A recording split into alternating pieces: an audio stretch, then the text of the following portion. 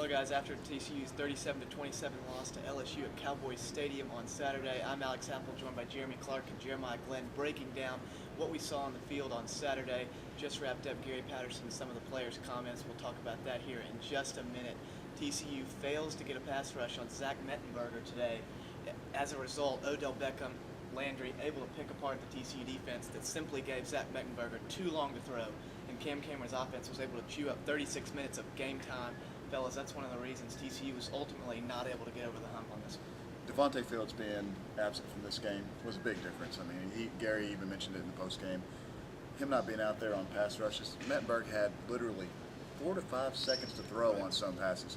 You don't have a pass rush against a guy, a quarterback like that can throw against air and complete passes. So, I mean, Devontae Fields, man, they needed him tonight. I thought the difference in the game was the trenches on both sides of the ball.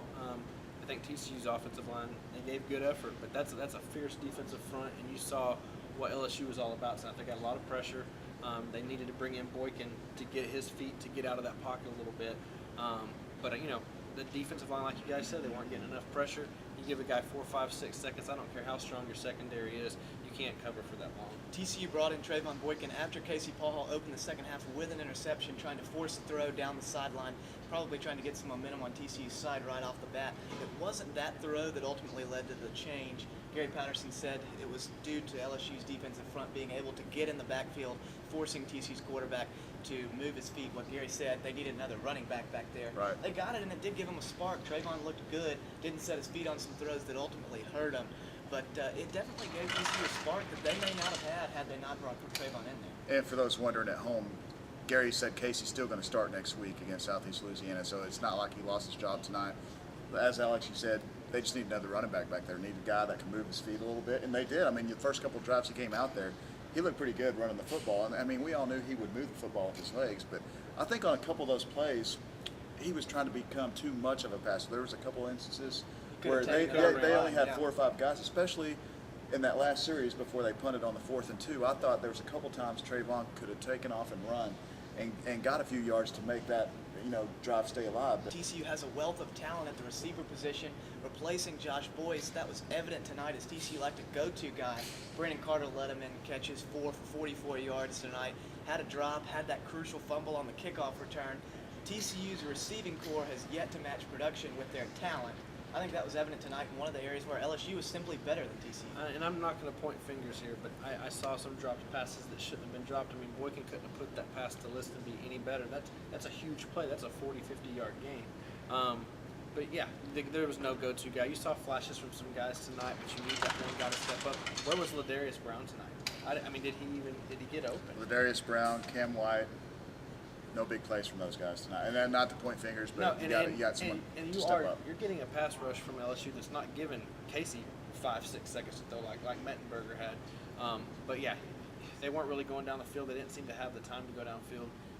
It's a tough game all around, but it's just the first game of the year. So, I mean, this is something to grow from. Jeremy, I think one of the things that you won't see for the Frogs going forward against these Big 12 defenses is the speed that LSU had on the front four and at the linebacker position. That really altered a lot of what I felt Jared Anderson and TCU's offense was able to do tonight. There were some things that they simply were not able to do. They were not able to set the edge on some plays that ultimately, resulted in what would normally be a 4 to 5 yard gain became a 1 to 2 yard gain, set them in 3rd and long. How much of a difference do you think just the speed of LSU's defense was versus when TCU would play, let's say, Oklahoma State or even Texas and Oklahoma, some of the best teams in the Big 12? I mean, even as Gary mentioned, this is probably the most athletic team they're going to face all year. Just being on size, speed. I mean, it looked like at the times B.J. Catalon was the only one that could match their speed out there with him returning the 99-yard kickoff and the 26-yard touchdown run he had. But, I mean, will definitely be, in my opinion, and obviously Coach Patterson's opinion, the most athletic team they play all year.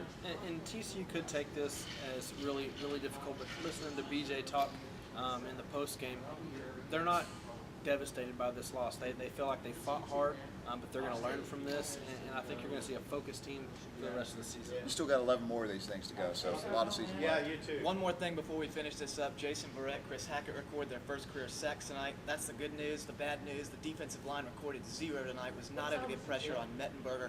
Jonathan Henderson, his first career start. Real quickly, what did you guys think of him first time out there? That's one of the things I want to talk about tonight. I think that's a positive you can take away from this game. It seemed like early in the game no matter where the ball was, Anderson was pretty close by. I thought he flew to the ball pretty well, helped stop the run. Paul Dawson had a couple nice tackles for loss tonight. But it was nice to see those linebackers step up in a game like this, because if they can go against the LSU offensive line like they did and cover the slot receivers like they did and just have an impact on the defense, that's going to be great for them moving forward into the Big 12 conference play.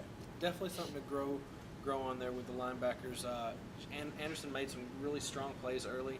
I felt like he missed a couple kind of later in the game, but overall, for where he was last year, very impressive from him. I think Dawson made a couple of really nice plays. I think the linebacker core is going to get stronger as the season goes on. Guys, any final thoughts as we wrap up tonight? I think a lot of teams are going to look at what Jarvis Landry did tonight, and they're going to attack that safety spot for the rest of the season. Try to do that little pigtail slant that Jarvis had so much success on. I think we'll see a lot of that come a couple weeks when TCU takes on Texas Tech.